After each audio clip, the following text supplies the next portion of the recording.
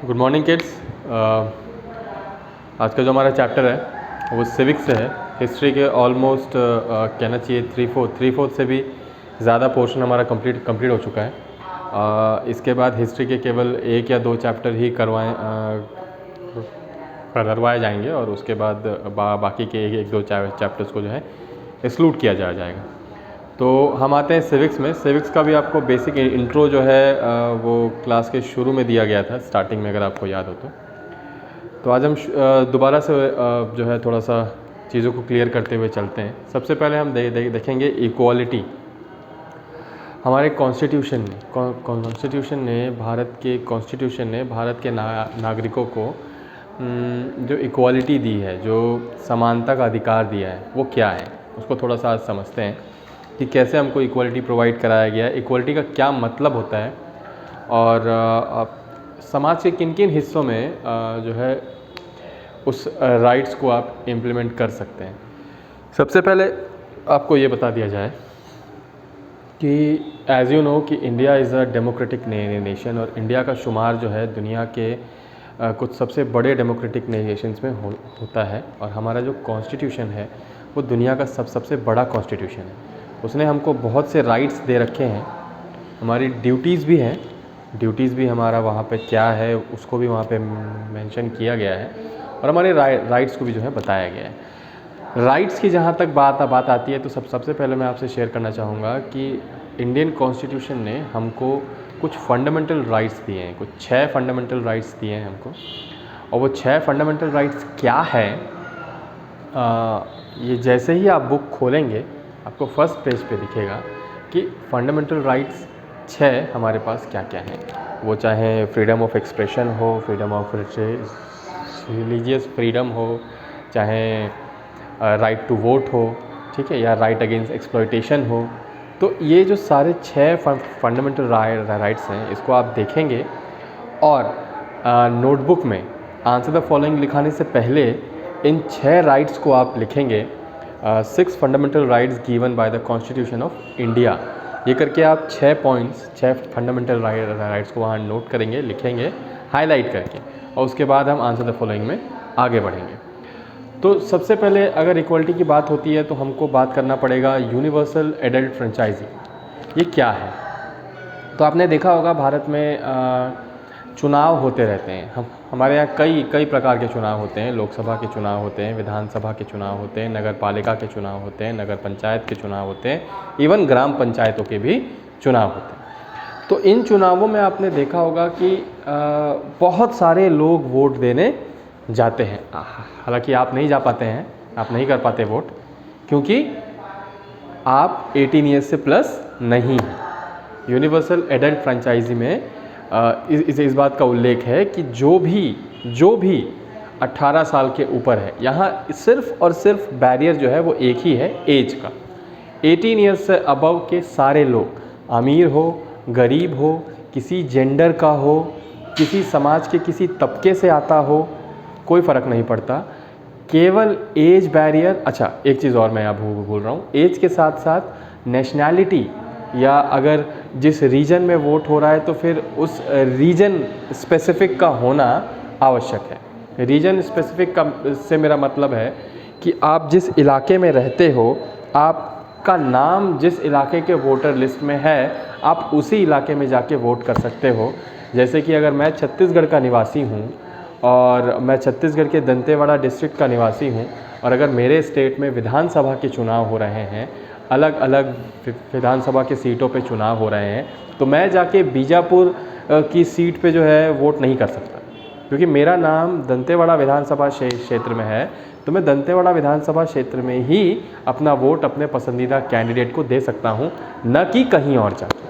तो universal adult franchise कहती है कि उस स्पेसिफिक एरिया में रहने वाले लोग, जिस एरिया में चुनाव हो रहा है उस स्पेसिफिक एरिया में रहने वाले लोग जो भी 18 ईयर्स से अबव है, देखिए मैक्सिमम कोई एज नहीं है इसमें मिनिमम एज बैरियर है 18 साल। मैक्सिमम आप जब तक जी रहे हैं आप तब तक वोट कर सकते हैं। आवश्यकताएं किन किन चीज़ों की होती है। वोटर आईडी कार्ड एक बनता है, आपने भी देखा होगा, आपके यहाँ भी कई सारे लोगों के पास ये होगा। एक वोटर आईडी कार्ड होता है, उसमें आपकी फ़ोटो होती है और आपके डिटेल होते हैं, आपका नाम होता है, आपका एज होता है, आपके पिता का नाम होता है और एड्रेस होता है, जिस पे इलेक्शन कमीशन ऑफ इंडिया जो है उस पर मोहर लगाती है, उसको वैलिड घोषित करती है और उसके बाद जो है आप वोट देने के काबिल हो जाते हैं। तो दोस्तों यहाँ पे आप देखिए कि हर इंसान, अमीर गरीब, किसी भी जेंडर से आता हो, समाज की किसी भी तबके से आता हो, वोट देने की प्रक्रिया में वो इक्वल है। चाहे वो अंबानी की फैमिली से बिलोंग करता हो, चाहे वो किसी गरीब तबके का इंसान हो, अगर वो वोट करता है तो उसका वोट काउंट होगा 1 vote. 1 man is equal to 1 vote. आपका पैसा, आपकी पहुंच, आपका पावर जो है वोट के नंबर्स को बढ़ा नहीं सकता। तो ये राइट हमारे कॉन्स्टिट्यूशन ने, सबसे पहला राइट है जो हमारे कॉन्स्टिट्यूशन ने हमको दिया है। अच्छा, अब बात कर लेते हैं कि क्या इक्वालिटी सिर्फ वोट देने तक सीमित है? क्या समाज के दूसरे तबकों में इक्वालिटी नहीं है? ऐसा नहीं है, समाज के दूसरे तबकों में भी इक्वालिटी उसी तरीके से व्याप्त करने का प्रयास हमारे कॉन्स्टिट्यूशन ने किया है। अब ये किस हद तक सक्सेस हुआ है, इसका फैसला आप खुद कर सकते हैं अपने आसपास के माहौल को देख के। इक्वालिटी स्थापित करने का प्रयास हमारे कॉन्स्टिट्यूशन ने अवश्य किया है, लेकिन इसका असर हमारे समाज पे क्या हुआ है, किस हद तक हमने उसको इम्प्लीमेंट किया है, ये आप आँख खोल के देख सकते हैं।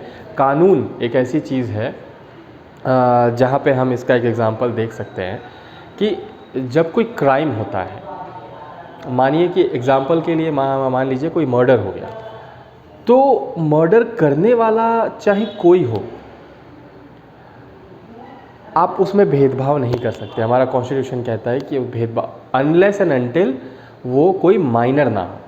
अगर वो एक मेजर है, मेजर से मेरा मतलब है अगर वो एक एडल्ट है, तो जेंडर मायने नहीं रखता, तो फिर आपका ओहदा मायने नहीं रखता, तो फिर आपकी पहुंच मायने नहीं रखती। कानून की निगाह में सब इक्वल है। अगर वो इंसान मेजर है, अगर वो इंसान एडल्ट है, उसके हाथ से कोई क्राइम हो जाता है या किसी गरीब के हाथ से कोई क्राइम हो जाता है, तो कानून की निगाह में दोनों इक्वल है। इंसाफ पाने के लिए आप हो, मैं हूँ, हमारे साथ कोई अन्याय हुआ है, आपके साथ कोई अन्याय हुआ है या किसी और के साथ कोई अन्याय हुआ है, हम सब अदालत में जाके अपील कर सकते हैं। ये कॉन्स्टिट्यूशन ने हमको हक दिया है। पुलिस के पास जाके हम अपनी कंप्लेंट लिखा सकते हैं, ये कॉन्स्टिट्यूशन ने हमको हक दिया है। दिस इज़ इक्वालिटी, ये इक्वालिटी है। समाज के और भी तबकों में आप देखिए, हॉस्पिटल्स में आप देखिए, स्कूलों में आप देखिए, कॉलेजेस में आप देखिए, सरकारी की बात कर रहा हूँ मैं, तो इन सब जगहों पे इक्वालिटी जो है मेंटेन करने का प्रयास हमारे कॉन्स्टिट्यूशन ने किया है। सभी को बराबरी का दर्जा देने का प्रयास हमारे कॉन्स्टिट्यूशन ने किया है। अभी सरकार ने कुछ योजनाएं सरकार ने इम्प्लीमेंट किया, आपने देखा होगा कि 2009 में जो RTE आया, राइट टू एजुकेशन, तो राइट टू एजुकेशन ये सभी बच्चों के लिए था कि चाहे किसी भी तबके का बच्चा हो, उसको पढ़ाई करने का हक है, उसका हक है बेसिक पढ़ाई। तो उनको जो है स्कूलों में दाखिला मिलने लगा, प्राइवेट स्कूलों में भी दाखिला उनको मिलने लगा और उनकी फ़ीस जो है सरकार अपने तरफ से पे करने लगी। तो ये RTE था। फिर आपने देखा होगा फूड सिक्योरिटी बिल, कि हर गरीब जो है, हर गरीब के पास बेसिक खाने का जो सामान है वो होना चाहिए, वो उसका हक है। तो सरकार ने फूड सिक्योरिटी बिल को पास किया और लोगों तक खाना पहुंचाया, चाहे वो किसी भी तबके का हो। तो यहाँ पे कुछ एग्जाम्पल्स हम देख सकते हैं कि वोटिंग के अलावा समाज के दूसरे तबकों में भी इक्वालिटी किस तरीके से व्याप्त है। अच्छा, ये हो गया हमारा आज का क्लास का खाका। अगले क्लास में हम देखेंगे कि जेंडर इक्वालिटी हमारे देश में अभी कहाँ तक पहुँच पाई है। जेंडर इक्वालिटी को देखेंगे हम और उसको समझेंगे कि उसका रोल क्या है, और उसके बाद ये चैप्टर जो है ख़त्म हो जाएगा। उम्मीद है कि यहाँ तक का पोर्शन आपको क्लियर हुआ होगा।